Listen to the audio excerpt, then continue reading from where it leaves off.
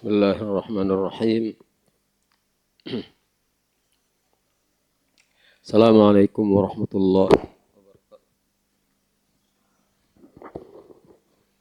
Innal hamdalillah nahmaduhu wa nasta'inuhu wa nastaghfiruh wa na'udzu billahi min shururi anfusina wa min sayyiati a'malina may yahdihillahu fala mudilla lahu wa may yudlil fala hadiya lahu. Asyhadu an la ilaha illallah wahdahu la syarika lah wa asyhadu anna nabiyyana Muhammadan abduhu wa rasuluh sallallahu alaihi wa ala alihi wa sahbihi ajma'in. Amma ba'd, jamaah yang dirahmati Allah, alhamdulillah kita bersyukur kepada Allah. Malam hari ini kita masih lanjut mengaji tentang masalah-masalah yang terkait dengan apa yang harus kita lakukan sebagai muslim. Pada bulan lalu kita membahas tentang tazkiyatun nufus yang intinya harus takhliyah terlebih dahulu, membersihkan dari kotoran-kotoran. Setelah hati bersih, maka diisi dengan hal-hal yang indah. Dan di antara yang kita bahas adalah tentang bagaimana kita membersihkan diri kita supaya kita benar-benar melaksanakan kalimat la ilaha illallah dan melaksanakan kalimat Muhammadur Rasulullah. Pada malam hari ini kita akan membahas tentang masalah ikhlas yang sebelumnya sudah kita singgung. Tapi masalah ikhlas ini adalah masalah yang paling mendasar. Hanya orang-orang ketika mendengar masalah ikhlas ini tidak menganggapnya sebagai masalah yang penting.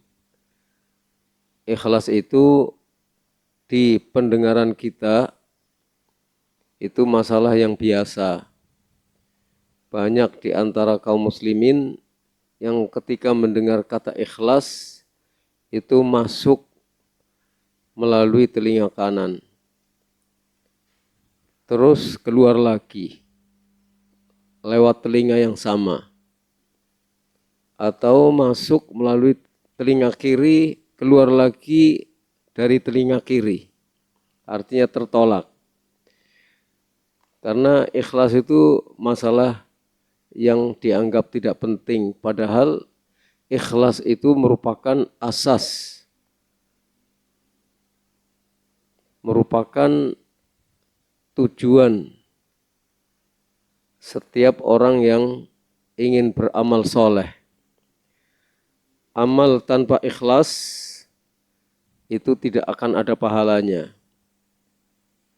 Salat tanpa ikhlas tidak akan ada pahalanya. Taubat tanpa ikhlas tidak akan ada gunanya. Sedekah tanpa ikhlas juga tidak akan ada nilainya. Kegiatan-kegiatan yang kita lakukan tanpa ikhlas ya menjadi kegiatan-kegiatan yang kering, yang tidak ada harganya di sisi Allah Subhanahu wa taala. Betapapun besar kegiatan yang kita lakukan, betapapun kemudian orang mendapatkan petunjuk dari kegiatan-kegiatan yang kita lakukan, tapi kalau tidak ikhlas, ya orang lain yang mendapatkan keuntungan sementara kita tidak mendapatkan keuntungan. Ikhlas inilah yang menjadikan para sahabat Nabi SAW radhiyallahu anhum mencapai derajat yang ditetapkan oleh Allah Subhanahu wa taala. dipilih oleh Allah menjadi sahabat-sahabat Nabi, punya kedudukan besar. Karena mereka adalah orang-orang yang ikhlas. Ikhlas dalam beribadah kepada Allah, ikhlas dalam mengikuti Nabi SAW. Jadi ikhlas itu menurut bahasa artinya adalah tasfiyah, membersihkan, menjadikan sesuatu itu jadi bersih, menjadi jernih, menjadi bening, sehingga kotoran-kotoran yang menempel di hati itu lenyap dengan ada tasfiyah ini. Ini secara bahasa. Secara istilah adalah kita di dalam menjalankan ketaatan kepada Allah, di dalam menjalankan peribadatan kepada Allah itu hanya semata-mata karena Allah, tidak karena dunia, tidak untuk mendapatkan pujian selain dari Allah SWT, tidak menginginkan sesuatu yang lain selain dari kehidupan akhirat. Dan ikhlas ini mencakup masalah akidah. Keyakinan kita harus ikhlas. Bukan kita punya keyakinan yang benar tapi untuk pamer, untuk mengungguli orang lain, untuk merendahkan orang lain. Tapi ikhlas bahwa inilah keyakinan yang benar, inilah akidah yang benar. Dan semuanya itu hanya dipersembahkan untuk Allah SWT. Ikhlas juga mencakup perbuatan hati.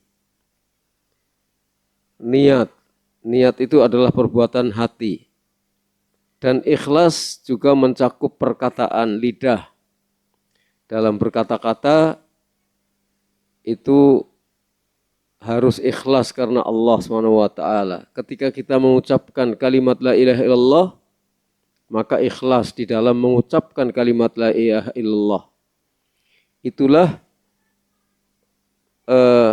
mengapa Rasulullah SAW bersabda dalam hadis yang sahih bahwa al-iman bid'un wa sab'una syu'bah, atau dalam riwayat yang lain bid'un wa sittuna syu'bah, 70 sekian cabang atau 60 sekian cabang. Ini untuk menunjukkan banyak, bukan pembatasan. A'laha qaulu la ilaha illallah, yang paling tinggi adalah mengucapkan kalimat la ilaha illallah. Ini kalau di dalam mengucapkan ikhlas, di dalam mengucapkan kalimat la ilaha illallah ikhlas. La ilaha illallah sendiri adalah lafaz yang menunjukkan keikhlasan. Tapi orang banyak mengucapkan kalimat la ilaha illallah tidak ikhlas. Kalau ikhlas tentu akan punya pengaruh. Jadi di dalam mengucapkan kalimat la ilaha illallah harus ikhlas supaya ucapannya itu menjadi cabang iman yang tertinggi. Yang terendah imatatul adza 'anit thariq, menyingkirkan sesuatu yang mengganggu dari jalan.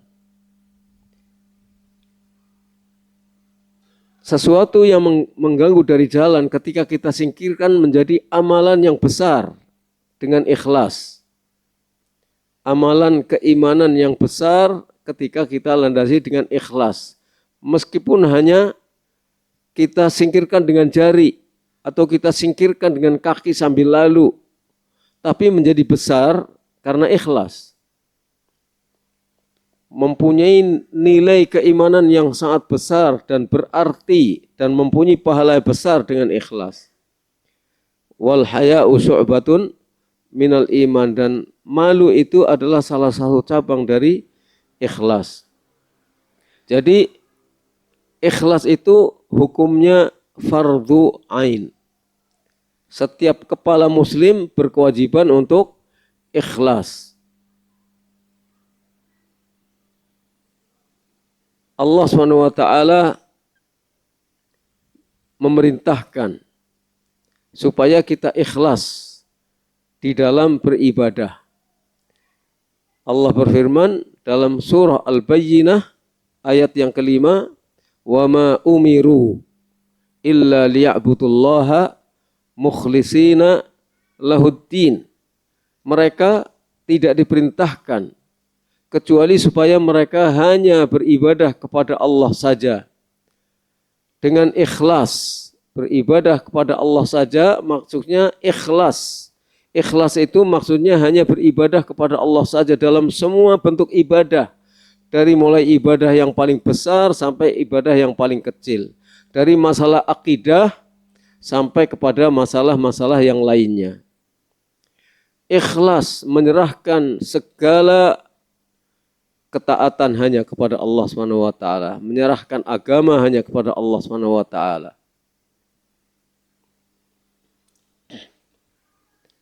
Allah juga memerintahkan secara khusus kepada nabinya Muhammad SAW supaya berikhlas dalam beribadah.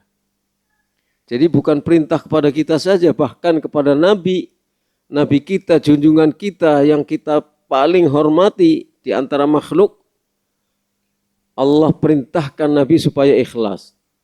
Dalam surah Az-Zumar ayat 2, Inna anzalna ilaika al-kitaba bil haqq fa'budillaha mukhlishal lahuddin. Sesungguhnya kami telah turunkan kepadamu, hai Muhammad, kitab Al-Quran ini dengan benar. Perintahnya fa'budillah, maka ibadahlah Allah saja. Kata Allah kepada Nabi SAW, mukhlisan, dengan ikhlas, lahuddin, dengan menyerahkan segala agama hanya untuk Allah. Ikhlas. Jadi Allah perintahkan Nabi supaya ikhlas. Menunjukkan ikhlas punya kedudukan tinggi, asas. Ikhlas asas diterimanya amal. Dan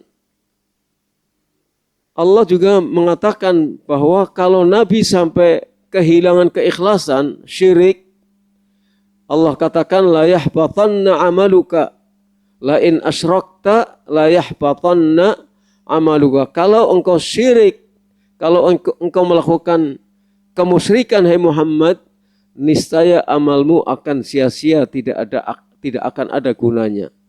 Betapapun kedudukan seorang manusia, hatta Nabi, apalagi kita. Ini jadi salah satu ayat yang menunjukkan bahwa kita diperintahkan untuk ikhlas, bahkan Nabi diperintahkan untuk ikhlas. Ketika kita berdoa kepada Allah SWT, minta, maka kita juga diperintahkan oleh Allah untuk ikhlas. Dalam surah Al-A'raf ayat 29, Allah berfirman, wa aqimu wujuhakum inda kulli masjidin wad'uuhu mukhlishina lahuddin. Dan tegakkanlah wajahmu pada setiap masjid. Arahkan wajahmu hanya kepada Allah pada setiap masjid, tempat sujud, atau pada setiap sujud.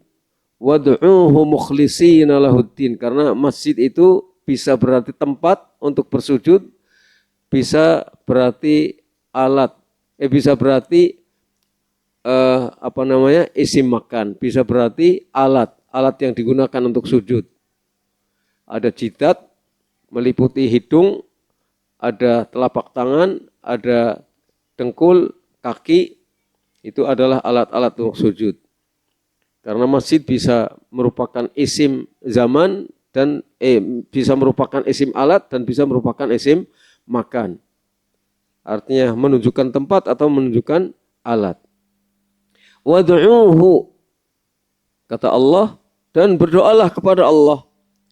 Doa minta ataupun doa ibadah. Berdoalah kepada Allah mukhlishina lahuddin, dengan ikhlas menyerahkan ketaatan kepada Allah. Dalam surah Al-A'raf ayat 180, Allah SWT berfirman, walillahil asma'ul husna fad'uuhu biha wa dharu alladhina yulhiduna fi asma'ihi sayujzauna ma kanu ya'malun. Hanya kepunyaan Allah al-asma'ul husna, nama-nama yang indah.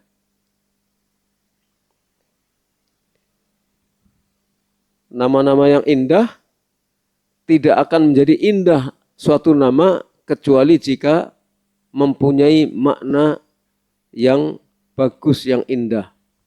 Nama-nama Allah, Allah sebutkan nama-namanya punya sifat indah. Al-husna, balagha fil husni ghayatahu, mencapai puncak keindahannya. Nama Allah itu mencapai puncak keindahannya. Setiap nama Allah itu mencapai puncak keindahannya, sangat indah, tidak ada batasnya. Keindahan nama Allah itu tidak ada batasnya. Mengapa? Karena mengandung makna yang besar. Setiap nama Allah mengandung makna yang besar. Kalau nama itu kandungan maknanya buruk, maka nama itu adalah nama yang jelek, tidak baik. Kalau nama hanya nama yang tidak mengandung makna, sama jeleknya. Tidak ada gunanya selain hanya untuk menyebut objek tertentu saja. Nama Allah disebut husna. Kenapa? Karena mengandung makna yang sangat besar. Kata Allah, fad'uuhu biha. Berdoalah kepada Allah dengan menggunakan nama-nama ini. Wadharu, dan tinggalkanlah. Siapa? Alladzina yulhidun fi asma'ihi, orang-orang yang melakukan ilhad di dalam nama-nama Allah. Siapa yang melakukan ilhad di dalam nama Allah? Orang yang mentahrif, orang yang mengubah-ubah makna dari nama-nama Allah. Seharusnya maknanya apa, diubah menjadi bermakna lain tanpa dalil. Itu ilhad. Orang yang mengubah-ubah makna dari nas-nas nama-nama Allah Subhanahu wa taala.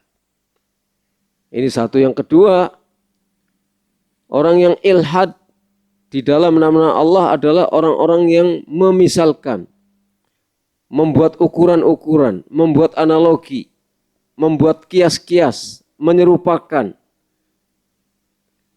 antara nama-nama dan sifat-sifat Allah dengan makhluk. Ini ilhad fi asma'ihi. Kemudian yang ilhad di dalam nama-nama Allah adalah orang-orang yang menyatakan Allah tidak punya sifat.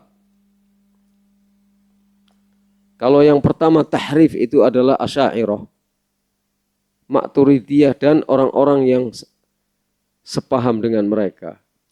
Yang kedua, yang memisalkan, menyerupakan nama-nama Allah adalah ahlut tamthil.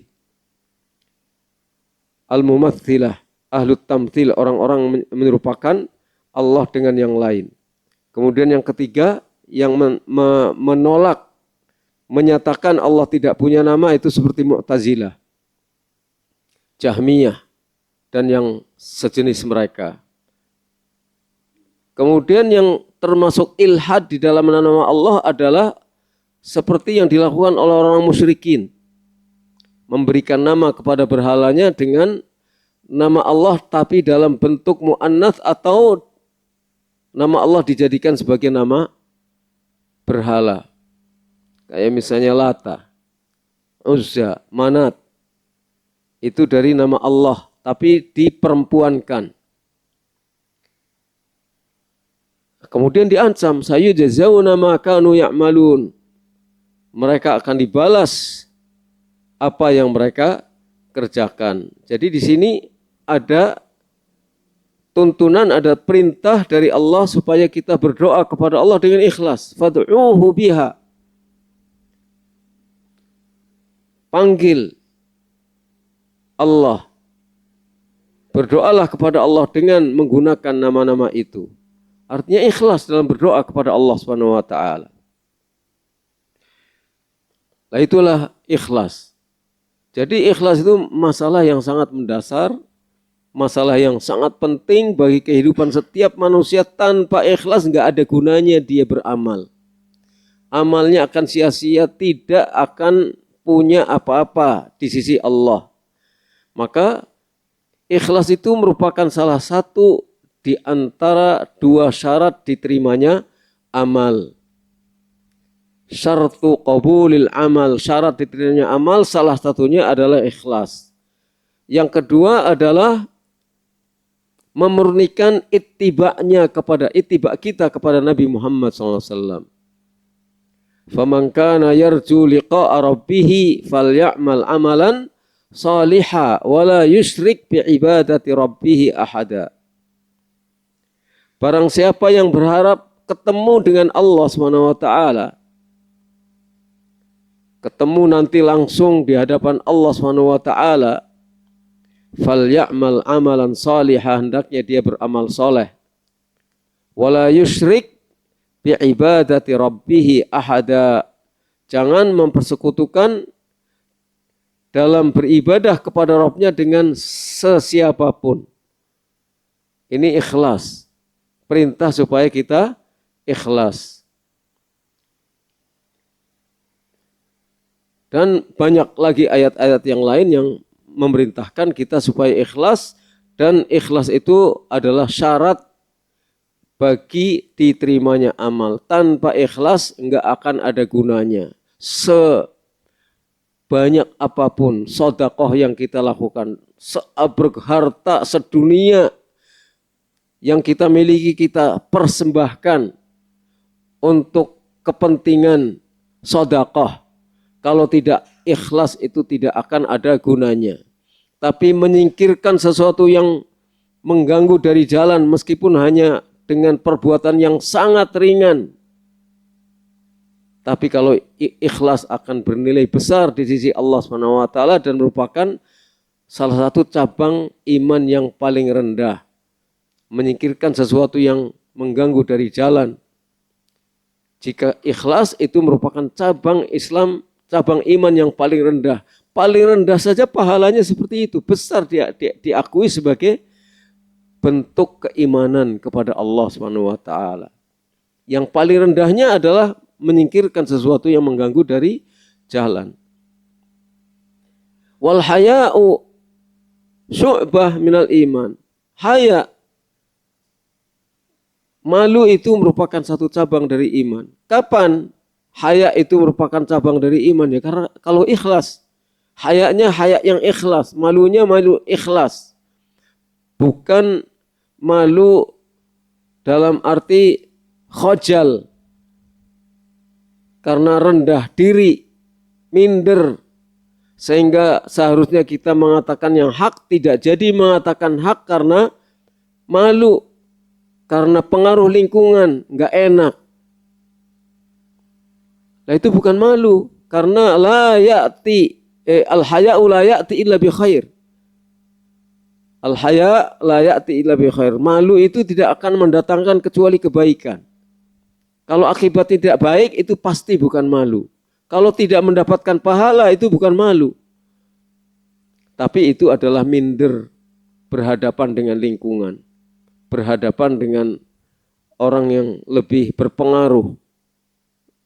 Jadi ada yang mengatakan bahwa ikhlas itu, orang yang ikhlas adalah orang yang sama baginya antara orang yang memujinya dengan orang yang mencelanya. Dipuji ya begitu, dicela juga tetap begitu. Jadi tidak mempengaruhi. Dia jalan aja. Mau orang memuji, mau orang mencela, jalan aja. Yang penting karena Allah SWT. Jadi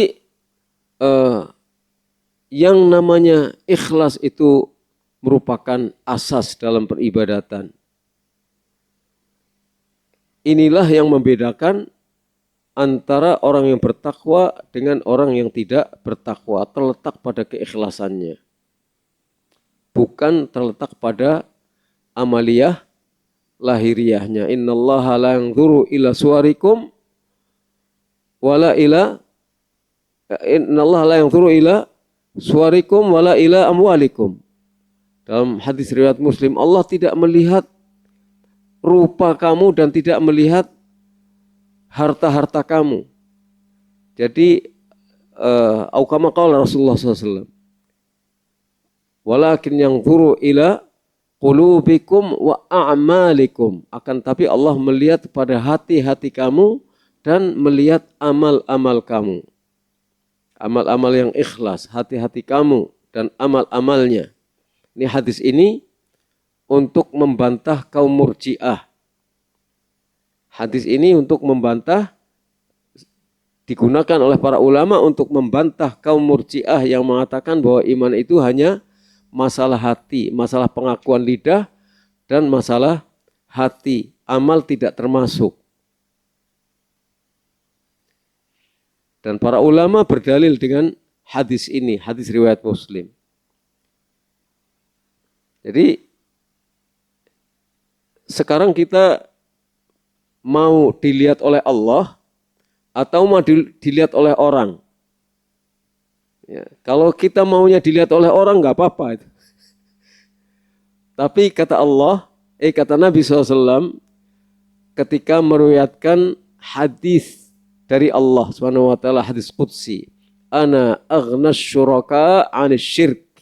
Saya paling tidak butuh kepada sekutu. Man amila amalan asyraka fihi ma'i ghairi taraktuhu wa syirkahu. Ini hadis sahih riwayat Muslim. Barang siapa yang melakukan amalan yang dia sekutukan amalan itu di samping untukku tapi juga untuk yang selainku, aku biarkan dia bersama apa yang dia jadikannya sebagai sekutuku. Saya tidak urusan, kata Allah, enggak akan ambil peduli. Biar dia sama yang dia jadikan sebagai sekutu saya. Ancaman keras. Jadi kita mau dilihat oleh orang atau kita ingin dilihat dan diperhatikan oleh Allah. Kalau ingin dilihat dan diperhatikan oleh Allah, ikhlas. Bersihkan hati kita dari kotoran-kotoran riya, dari kotoran-kotoran sum'ah, dari kotoran apa saja yang bisa mengotori hati kita sehingga kita menjadi orang yang melakukan tindakan yang kontra ikhlas. Jadi ini sangat penting. Kegiatan apa saja? Kegiatan di Masjid Al-Ikhlas. Masjid Al-Ikhlas bukan namanya saja. Harus diisi dengan orang-orang yang ikhlas. Harus diisi dengan kegiatan-kegiatan yang ikhlas. Di mana saja kita berada tetap harus ikhlas. Kegiatan apapun yang kita lakukan harus ikhlas. Nah, keikhlasan itulah yang akan berpengaruh.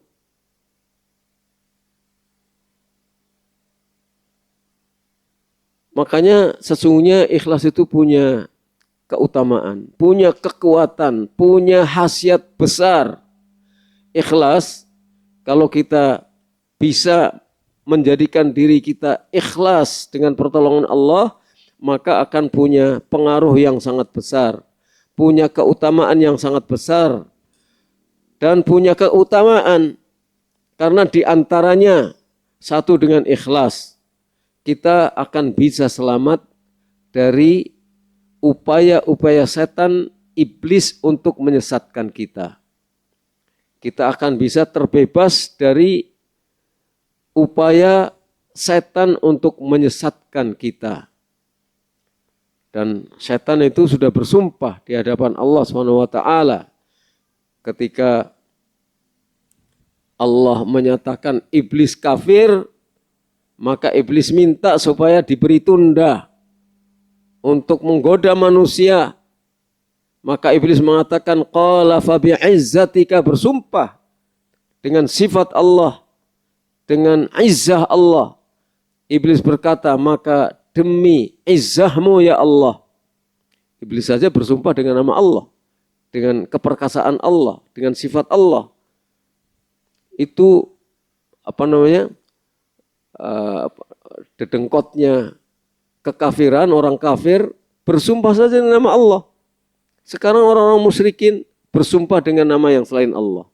Bahkan sebagian muslim bersumpah dengan yang selain nama Allah. Iblis sendiri bersumpah dengan fabi'izzatika, dengan izzahmu ya Allah, demi izzahmu ya Allah, la ughwiyannahum ajma'in. Tapi sumpahnya untuk melakukan kedurhakaan yang paling besar. Aku sungguh akan sesatkan mereka. La ughwiyannahum ajma'in. Niscaya aku sesatkan mereka semuanya. Illa ibadaka minhumul mukhlasin. Kecuali hamba-hambamu di antara mereka yang mukhlasin. Ada qiraah mukhlasin, ada qiraah mukhlisin. Qiraah mukhlasin, ada qiraah mukhlisin. Intinya hanya hamba-hamba Allah saja yang ikhlas, yang tidak akan mempan disesatkan oleh setan. Jadi kalau kita tidak ingin tersesat dan kita ingin selamat, tidak tergoda oleh setan, di antara godaan setan adalah supaya berantem kita dengan kita. Kalau kita tidak ingin tergoda oleh setan, ikhlas. Dengan ikhlas kita hidup tanpa beban, nggak ada beban apa-apa. Mau orang mau maki-maki kita, yang penting kita ikhlas. Udahlah. Mau orang memuji-muji kita, kita juga tetap yang penting saya ikhlas. Saya tidak akan terpengaruh dengan pujian orang, tidak akan terpengaruh dengan celaan orang. Hidup saya adalah untuk Allah SWT. Inna salati wa nusuki wa mahyaya wa mamati lillah rabbil alamin. Salatku, ibadah nusukku. Ibadah nusuk itu ibadah ada yang tafsir nusuk itu adalah haji, ada nusuk itu adalah penyembelihan hewan korban. Wa mahyaya, hidupku dan matiku lillahi rabbil alamin. Hanya untuk Allah, semuanya untuk Allah. Jadi apapun yang kita lakukan adalah untuk Allah SWT. Kemudian ikhlas punya fadl, akan menjadikan orang mukhlis itu mendapatkan na'imul jannah, mendapatkan kenikmatan sorga. Kita milih kenikmatan sorga atau kenikmatan dunia? Maunya pilih dua-duanya. Maunya pilih dua-duanya. Tapi kalau ada pilihan, mendapatkan nikmat sorga meskipun nikmat dunia dapat tapi tidak sebesar yang didapatkan oleh ahli-ahli dunia, tentu kita akan lebih memilih nikmat sorga. Kata Allah SWT, innakum ladza'iqul azabil alim. Dalam surah As-Saffat ayat 39 sampai ayat 38 sampai ayat 49. Innakum ladza'iqul azabil alim. Sesungguhnya kalian pasti akan merasakan azab yang pedih. Wa ma tujzauna illa ma kuntum ta'malun. Kamu tidak akan dibalas kecuali menurut apa yang kamu lakukan. Jadi pasti kamu akan mendapatkan azab yang pedih. Tapi azab itu akan sesuai dengan apa yang dijalankan oleh manusia. Kata Allah, illa ibadallahil mukhlasin, kecuali hamba-hamba Allah yang ikhlas. Yang tidak akan mendapatkan azab yang pedih itu adalah hamba-hamba Allah yang ikhlas. Kalau masih memungkinkan mendapatkan azab yang pedih, berarti ada ketidakikhlasan, ada riya, ada sum'ah. Meskipun bukan syirik akbar, tapi bisa akan menjadikan dia terancam dengan azab yang alim, yang pedih. Kalau terus-terusan seperti itu, lama-lama berubah, bukan hanya sum'ah dan riya, tapi sejak dia melakukan amalan, dia sudah landasi dengan mendapatkan pujian orang, bukan mendapatkan pujian Allah. Sejak awalnya dia lakukan, maksudnya adalah untuk pamer kepada manusia. Menjadi munafik yang tidak akan sholat kecuali ketika dilihat oleh orang. Tidak akan melakukan kebaikan kecuali jika dilihat oleh orang. Ini berbahaya. Maka Allah Subhanahu wa taala berfirman, illa ibadallahil mukhlasin, kecuali hamba-hamba Allah yang ikhlas. Tidak akan mendapatkan itu. Ulaika lahum rizqun ma'lum. Mereka itu akan memperoleh rizki yang sudah ditentukan oleh Allah Subhanahu wa taala, terutama di akhirat. Rizki berupa kenikmatan di akhirat. Fawakihu wa hum mukramun. Buah-buahan untuk mereka, sedangkan mereka dimuliakan oleh Allah. Diberi kemuliaan di dalam sorga dengan buah-buahan, dengan berbagai macam yang ada di dalam sorga. Fi jannatin na'im, di dalam sorga-sorga yang penuh dengan kenikmatan.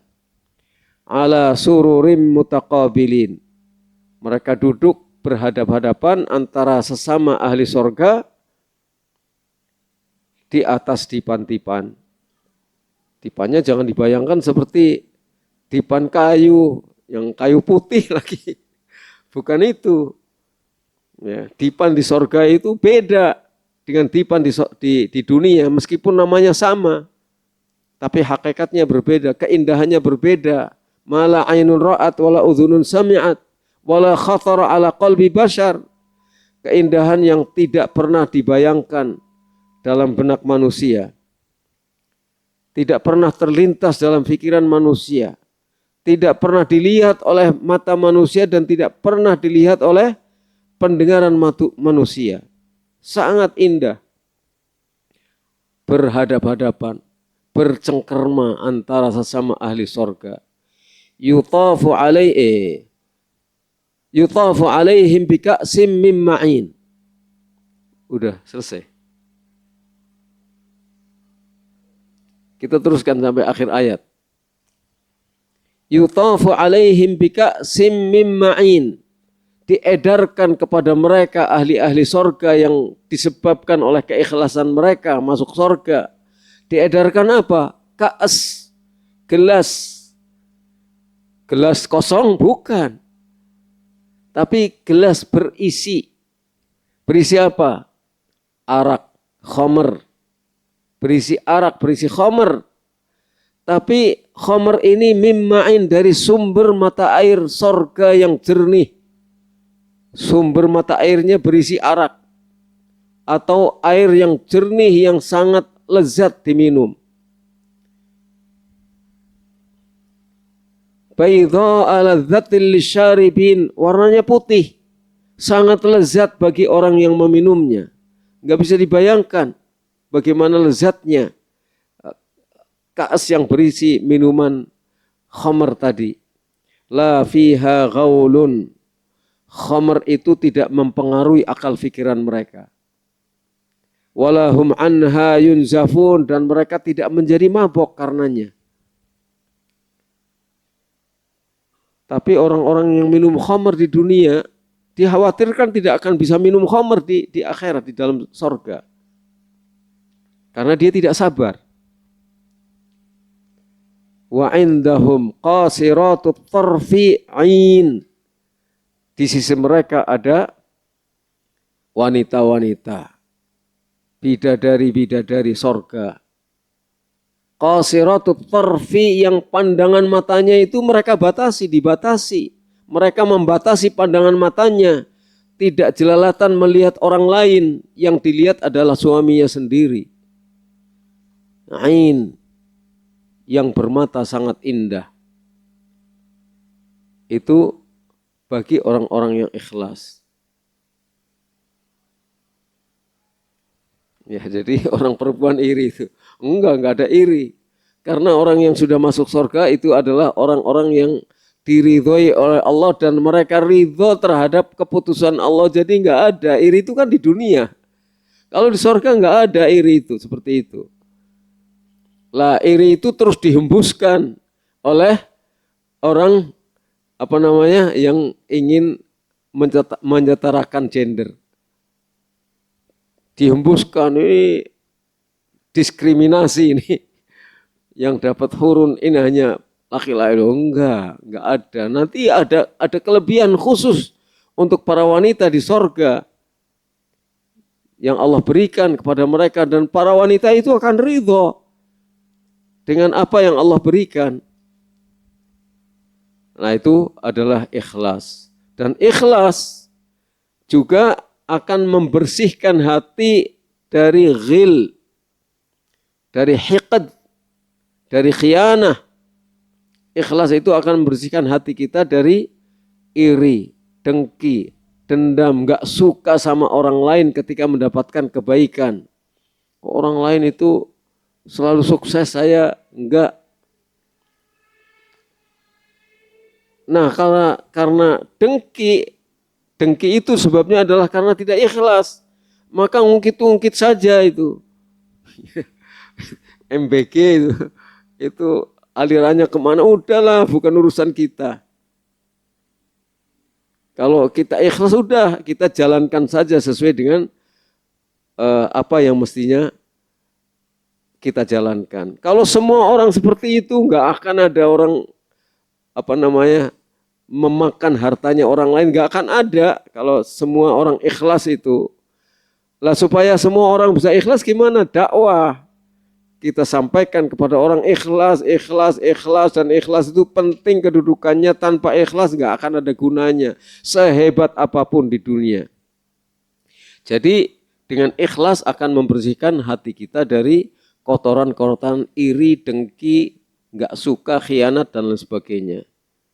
Dalam hadis yang sahih, disahihkan oleh Syekh Al-Albani, riwayat Ahmad dan Ibnu Majah dari Zaid ibnu Thabit radhiyallahu anhu, anna Nabi SAW qala, salatun la yughillu alaihinna qalbum ri'in muslimin. Ada 3 yang di atas 3 hal ini hati seorang muslim tidak akan dijadikan menjadi dengki dan iri. Di atas 3 hal ini hati seorang muslim tidak akan menjadi dengki dan iri. Apa? Ikhlasul amal lillah. Itu tadi yang menjadi pembahasan kita. Ikhlasul amal lillah. Kita beramal ikhlas karena Allah, enggak karena ingin dilihat oleh orang lain. Hal-hal yang menyebabkan kita kira-kira jadi enggak ikhlas, ya kita hindari. Yang kedua, wal munasaha li a'immatil muslimin, memberikan nasihat kepada imam-imamnya kaum muslimin, tapi ada tata caranya dalam memberikan nasihat. Yang namanya nasihat kan memberi nasihat, bukan memprovokasi. Kalau provokasi namanya bukan nasihat, bikin masalah itu. Kemudian waluzumu jama'atihim, menetapi jamaahnya kaum muslimin. Fa inna da'watahum tuhithu min waraihim, karena doanya mereka kaum muslimin itu meliputi dari belakang mereka. Artinya doa mereka itu memberikan perlindungan kepada mereka. Mereka dilindungi oleh doa-doa mereka. Karena doa-doa itu doa-doa yang dikabulkan oleh Allah Subhanahu wa ta'ala. Ini 3 hal. Ikhlas, yang kedua memberikan nasihat kepada a'immatul muslimin, dan nasihat itu ikhlas. Kalau ikhlas itu tidak ingin pamer di hadapan orang, sampai-sampai sholatnya pun pamer di hadapan orang, ini loh kami sedang menuntut hak. Pamer sholat Jumat atau sholat jamaah di jalan raya. Tapi maksudnya adalah sholat untuk pamer. Kalau sholatnya enggak pamer kan enggak begitu. Bukan dalam rangka untuk unjuk rasa. Kemudian menetapi jamaahnya kaum muslimin, jaga kesatuan kaum muslimin dengan cara ngalah dalam hal-hal yang bukan menyimpang dari syariat, ngalah dan tidak bertentangan dengan kepentingan umum. Ini sudah kita sampaikan pada bulan yang lalu, tidak bertentangan dengan kepentingan, tidak merugikan kepentingan umum, dan tidak bertentangan dengan syariat. Selama itu masalah duniawi, tidak bertentangan dengan syariat dan tidak merugikan kepentingan umum, lebih baik kita udahlah pendapat orang kita ikuti saja. Toh enggak ada enggak juga menjadikan kita jadi apa namanya? Jadi eh, apa? Gengsi kita jadi berkurang itu enggak juga. Enggak menjadikan nama baik kita jadi rusak ketika kita ngalah. Orang kok kalahan amat, enggak ada orang ngomong kayak gitu, enggak ada itu. Kalahan amat sedikit-sedikit ngikuti ya kenapa? Wong itu urusan dunia dan tidak merugikan kepentingan umum dan tidak bertentangan dengan syariat. Tapi kalau sudah bertentangan dengan kepentingan umum, merusak kepentingan umum, ya kita tetap kita pertahankan, enggak ini merusak kepentingan umum, jangan. Dan kalau bertentangan dengan syariat, enggak, kita kekeh. Tapi kalau tidak bertentangan dengan kepentingan umum dan tidak bertentangan dengan syariat, ya kita ngikuti aja, enggak rugi kok. Nah, mungkin itu saja dulu yang bisa kita sampaikan. Ikhlas itu sangat penting dan dengan ikhlas kita menjadi orang yang hidupnya tanpa beban. Akhirnya penyakit stres bisa kita hindari itu, sehingga nggak usah stres. Banyak stres karena nggak ikhlas itu menerima kenyataan. Wassallallahu ala nabiyina Muhammad wa ala alihi wa sahbihi ajma'in.